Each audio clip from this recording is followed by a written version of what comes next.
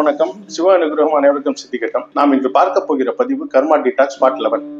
இந்த பதிவுல நம்ம என்ன பார்க்க போகிறோம்னா, பரிகாரங்களை ஜெயிக்க வைப்பது எப்படி. ஒரு பரிகாரம் நம்ம பண்றோம், ஒரு ஆலயத்துக்கு செல்றோம், இல்ல ஒரு யாகம் வளர்க்குறோம், இல்ல ஒரு தானம் செய்யறோம் அப்படின்னா, அந்த தானம் பரிகாரத்துக்காக செய்யறோம். ஜென்ரலா தானம் பண்றதை பத்தி இதுல நான் பேசவே இல்லை. ஒரு பரிகாரத்துக்காக ஒரு பர்டிகுலர் பொருளை, நவகிரக கூறிய ஒரு காரக பொருளை நம்ம தானமா கொடுக்குறோம்னா அதை எந்த மாதிரி செய்து வெற்றி பெற முடியும் அப்படின்றத நம்ம இந்த பதிவுல பார்க்க போகிறோம். இதற்கு பரிகாரம்னா முதல்ல என்னன்னு கேட்டீங்கன்னா, மழையில நம்ம போறோம்னா அதற்கு நமக்கு குடையா வருவதுதான் ஒரு பரிகாரம். அதாவது மழைன்றது விதி, தடுக்கவே முடியாது நம்மளால, அது பெய்யறப்ப பெஞ்சுதான். ஓகே, அதுல போற நம்ம போறது பாத்தீங்களா, அது மதி. அந்த மழை போய் தான் ஆகணும், ஒரு வழி இல்லை. உடலானது மதியை குறிக்கிறது. அந்த குடைன்றது கதியா வருது நமக்கு. அந்த குடையானது நம்ம அந்த மழையில இருந்து அதிகம் பாதிப்பு இல்லாமல் காப்பாற்றுகிறது. ஒருத்தருக்கு ஆக்சிடென்ட் ஆயிடுச்சு, இது ஆயிடுச்சுன்னா, கால் போயிடுச்சுன்னா ஒரு ஊன்றுகோல் வைத்து அவர் நடக்கிறது இல்லையா, செயற்கை கால் பொறுத்து நடக்க முடியாது இல்லையா.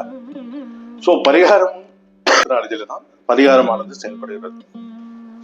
சோ இதுல பரிகாரங்கள் பார்க்கறதுக்கு ஜோதிடத்துல பல வகைகள் இருக்கு. முதல்ல ஆண் வீடு, பெண் வீடு, அப்புறம் தாது ஜீவன் மூலம், அப்புறம் அந்த நெருப்பு, அதாவது பஞ்சபூத தத்துவங்கள் படி பரிகாரம் எடுப்பது.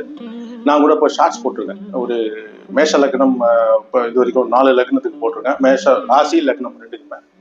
அந்த கோயில்கள் பியூர்லி பாவ அடிப்படைகளில தேர்ந்தெடுக்கப்பட்ட கோயில்கள். இது கண்டிப்பா இந்த கோயில்களுக்கு போனா ஒரு 35-40% பேருக்கு இதனால கண்டிப்பா நன்மைகள் கிடைக்க வாய்ப்பு இருக்கிறது. ஸோ அதையும் யூஸ் பண்ணி பலன் பண்ணுங்க. அதே மாதிரி இந்த விதி மதி கதி இதை பத்தி நான் ஒரு 4 சீரீஸ் போட்டிருக்கேன். இஷ்ட தெய்வம் தேர்ந்தெடுப்பது எப்படி, விதி கதி, அது எந்தெந்த விஷயங்கள் கூட மேப் ஆகுது, எப்படி எல்லாம் மேப் ஆகுது, அது கர்மாக்களோட எப்படி விளையாடுது அப்படின்ற ஒரு சீரீஸ்ல ஒரு 4 வீடியோஸ், விதி மதி கதின்னு ஒரு பிளேலிஸ்ட் இருக்கு நம்ம சேனல்ல. அதை கண்டிப்பா பார்த்து பயன்பெறுங்க. இப்ப நம்ம சப்ஜெக்டுக்கு வந்தோம்னா, பரிகாரங்கள் தாது மூலம் ஜீவன் மற்றும் நெருப்பு, நிலம், காற்று, நீர், இந்த சீரீஸ்ல நம்ம பரிகாரங்களை எப்படி எடுப்பது, அதற்குரிய விஷயங்கள் என்னென்ன செய்வதுன்றதை பத்தி தான் நம்ம இந்த பதிவுல பார்க்க போகிறோம். முதலில் அதாவது பரிகாரம் எந்த மாதிரி இடங்களில் செய்ய வேண்டும் அப்படின்னு கேட்டீங்கன்னா, நதிக்கரை, சமுத்திரக்கரை, நீர், பஞ்சபூத சாட்சியாக பரிகாரங்கள் செய்வது சால சிறந்தது. அதுதான் ஐயா அவர்கள் சொல்ல வர்றது. சின்ன விஷயம் என்னவென்றால், சுதேவ சிவதாசன நிலைவசன ஐயா புத்தகங்களிலிருந்து எடுக்கப்பட்ட விஷயங்கள் தான் இவை.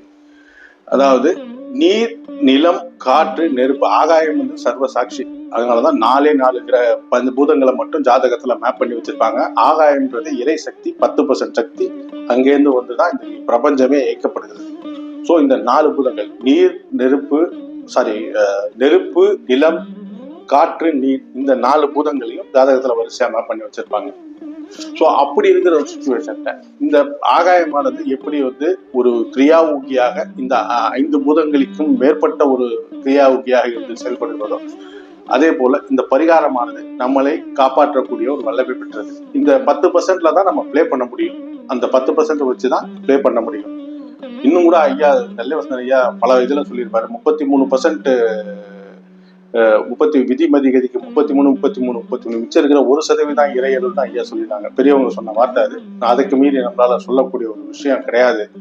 ஹவெவர் அந்த 1%ல நம்ம விளையாடி பல விஷயங்கள் அவரே பல பேர் வாழ்க்கையில விளக்கேற்றி வச்சிருக்காரு, ஜெயிக்க வச்சிருக்காரு. சோ நம்ம பரிகாரங்கள் இப்ப எப்படி செய்யறது அப்படின்றது நம்ம தெரிந்து கொள்ள வேண்டும். ஒரு நீர் சம்பந்தப்பட்ட வீடுக்காக நம்ம பரிகாரம் செய்யறோம்னா, சுவாமிக்கான அபிஷேகங்கள் செய்வது, அந்த பர்டிகுலர் நீர்நிலையை, அந்த ஜாதகத்துல உங்களுக்கு சொல்லப்பட்ட நதி நீர் இருக்கக்கூடிய நீர்நிலைகளை தேர்ந்தெடுத்து அந்த கிரகத்துக்குரிய நவதானிய பொருட்கள் இல்ல காரகத்துக்குரிய பொருட்களை தலையை சுற்றி அந்த நதியிலே போடுவதால் நாம் அந்த தோஷத்திலிருந்து விடுபட வாய்ப்பு அதிகம் உள்ளது. அதே மாதிரி அக்னி பரிகாரம்ன்றது நெருப்பு சம்பந்தப்பட்ட பரிகாரங்கள், தீபம் ஏற்றுவது, தீபம் ஏற்றுவது, ஹோம சம்பந்தப்பட்ட காரியங்களை செய்வது, இது போன்ற காரியங்கள், ஊதுபத்தி ஏற்றுறது, நெருப்பு அக்னியினால் செய்யப்படும் வழிபாட்டு முறைகள் அனைத்துமே நெருப்பு சம்பந்தப்பட்ட வீடுகளுடைய தொடர்புடையது. இரண்டாவது, நிலம் சம்பந்தப்பட்ட பொருட்கள், இறைவனுக்கு நைவேத்தியம் செய்வது, அதாவது உணவு படைப்பது, அந்த உணவுல எந்த விதமான உணவுகளை, காரகத்துவ உணவுகளை படைப்பது, அன்னதானம் செய்வது போன்றவை நிலம் சம்பந்தப்பட்ட வீடுகளுடன் தொடர்புடைய பரிகார முறைகளாகும். அந்த particular place even NKV system வந்து உலகியல் ஜோதிடத்துல நம்பர் 1. அந்த உலகியல் ஜோதிடம் அந்த பர்டிகுலர் பிளேஸ்ல போய் நம்ம இந்த உணவு சம்பந்தப்பட்ட பரிகாரங்கள், நிலம் சம்பந்தப்பட்ட பரிகாரங்கள் செய்யும் போது நமக்கான வெற்றி வாய்ப்பானது கிட்டத்தட்ட 95% நமக்கு நடக்கக்கூடிய ஒரு வாய்ப்பு உள்ளது.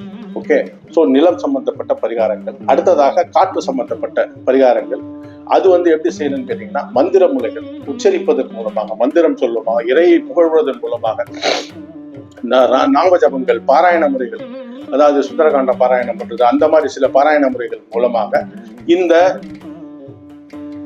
காற்று சம்பந்தப்பட்ட வீட்டுக்குரிய பரிகாரங்களை நாம் செய்யும் போது நாம் வெற்றியடையும் வாய்ப்பு நிறையவே உள்ளது.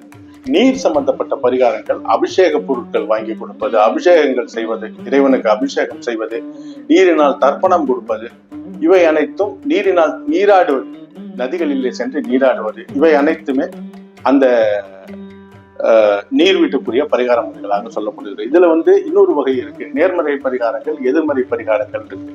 நேர்மறை பரிகாரங்கள் என்னன்னா, ஒரு அதாவது நம்ம ஒரு கிரகத்தினால சனியினால துன்பப்படுகிறோம்னு வச்சுக்கலாம். ஃபார் எக்ஸாம்பிள் வச்சுக்கலாம், இப்ப திருக்கொள்ளிக்காடு சென்று சனி பகவானிடம் போயிட்டு, ஐயா என்னை மன்னிச்சு விடுங்க, எனக்கு வந்து நான் ஏதோ எந்த ஜென்மத்திலும் தெரியாம தப்பு பண்ணிட்டேன், ஸோ எனக்கு வந்து உங்களால பாதிப்புகளை வந்து குறைத்துக் கொள்ளுங்கள்னு கேட்டா, அந்த தேவதையானது மரமிணங்கினால் நம்மளோட கர்ம சஞ்சித கர்மாக்கு ஏற்ற மாதிரி நம்மளோட கர்ம விதிகளுக்கு ஏற்ப அந்த இதுல கொஞ்சம் இடம் இருந்ததுன்னா, பூர்வ புண்ணியன்றது இருந்ததுன்னா கண்டிப்பா அந்த மன்னிப்புக்கு ஒரு வழி உண்டு. இல்லைன்னா கூட கண்டிப்பா நீங்க போய் மனதார மன்னிப்பு கேட்டால் மன்னிப்பு என்பது உங்களுடைய கர்மாக்கள் குறைக்கப்படும். அதுல டவுட்டே கிடையாது. இது வந்து நேர்மறை பரிகாரம். எதிர்மறை பரிகாரம்னா, சே ஃபார் எக்ஸாம்பிள், இப்ப ஒருத்தருக்கு சனியால பிரச்சனை அப்படின்றப்ப நம்ம அதுக்கு பகைகரமான சூரியனை ஆக்டிவேட் பண்ணும்போது அந்த சூரியனுடைய காரகத்துவங்களை அதிகரிக்கும் போது இங்க சனியோட காரகத்துவங்கள் மட்டுப்பட ஆரம்பிக்கும். ஓகே, சோ அந்த சூரியனிடம் போய் நம்ம சனிக்கு பிரச்சனை, இப்ப சூரியன்ற கூட செவ்வாயிட்ட போனா இன்னும் பர்ஃபெக்டா ஒர்க் அவுட் ஆகும். ஏன்னா 9 கிரகங்கள்ல ரவுடின்றது செவ்வாய் தான். செவ்வாய் ராகு காம்பினேஷன் வந்துன்னா எப்பேற்பட்ட ஒரு ரவுடித்தனமா அந்த ஜாதகம் இருக்குன்றத வந்து சொல்லவே தேவையில்லை. ஸோ அப்படிப்பட்ட ஒரு சுச்சுவேஷன்ல நம்ம சனியால பிரச்சனைன்றப்ப செவ்வாயிட்டோ சூரியன்கிட்ட போய் நிற்கும் போது அந்த கிரகத்தினால் இந்த கிரகத்தின் வலிமையானது அந்த கதிர்வீச்சு அதிகரிக்கும் போது, சூரியன் சம்பந்தப்பட்ட கதிர்வீச்சு நமக்கு ரிசீவ் ஆகும் போது சனியுடைய கதிர்வீச்சு உள்ளே போக முடியாமல் தடை செய்யப்படுகிறது அப்படின்றது ஒரு கான்செப்ட். ஸோ இது நேர்மறை பரிகாரங்கள், எதிர்மறை பரிகாரங்கள். அதே மாதிரி தாது மூலம் ஜீவன், இது ஒரு கைண்ட் ஆஃப் பரிகார முறைகள். இப்ப பரிகாரங்கள் ஜெயிக்க வைக்கிறதுக்கு நம்ம என்னென்ன செய்யணும் அப்படின்னு கேட்டீங்கன்னா, முதல்ல முகூர்த்தம், பர்ஃபெக்ட் முகூர்த்தத்தை தேர்ந்தெடுத்து அதற்குரிய பரிகாரங்களை செய்வது. அதாவது இதுல வந்து என்னென்ன மெத்தடாலஜி இருக்குன்னு கேட்டீங்கன்னா, ஃபர்ஸ்ட் வந்து ஜாதக பிரகாரம் 11ஆம் அதிபதியுடைய தினங்களிலோ, 11ஆம் அதிபதி சம்பந்தப்பட்ட ஓரைகளிலோ, 11ஆம் அதிபதி சம்பந்தப்பட்ட, அதாவது 3-11 முயற்சி, 3-11ன்றது ஒரு ஸ்பெஷல். அந்த 3ஆம் அதிபதி இல்ல 11ஆம் அதிபதி சம்பந்தப்பட்ட தினங்களிலோ இல்ல அவருக்குரிய முகூர்த்தங்களிலோ நாம் காரியங்களை செய்யும் போது நம்மளுடைய பரிகாரத்தை வெற்றி பெறுவதை யாராலும் தடுக்க இயலாது. ஸோ 3-11ன்றது ரொம்ப ரொம்ப இம்பார்ட்டன்ட். முயற்சி ஸ்தானம், உபஜயஸ்தானம் என்று கருதப்படக்கூடிய இந்த ஸ்தானங்களிலே நாம் பரிகாரம் செய்வது நம் வாழ்க்கையிலே வளம் சேர்க்கக்கூடிய, அதாவது நமக்கு கண்டிப்பாக நன்மை தரக்கூடிய ஒரு பரிகார முறைகள். இது ஒண்ணு.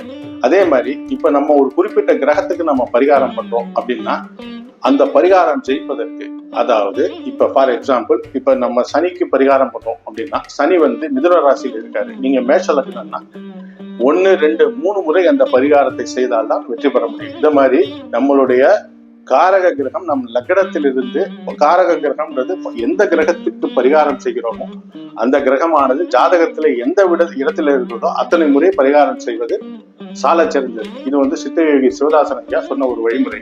அதே போல அந்த பாவாதிபதியும் கணக்குல கொண்டு வந்து அதுக்கு தகுந்த போல பரிகாரம் செய்வது சால சிறந்தது. சே ஃபார் எக்ஸாம்பிள், இப்ப மேஷ லக்னத்துக்கு புதனுக்கு பண்றோம், அவர் 12ஆம் வீட்டுல போய் இருக்காருன்னு சொன்னீங்கன்னா, புதனுக்கு பரிகாரம் பண்ணோம்னா அவர் 3க்கு அதிபதி, 6க்கு அதிபதி 12ஆம் வீட்டுல இருக்கிறார் என்றால் 12 முறை அந்த பரிகாரங்களை செய்யும் போது மட்டுமே நாம் வெற்றி பெற முடியும் அப்படின்றது அந்த ஐயா சொல்லியிருக்கிற ஒரு கருத்தாக உள்ளது.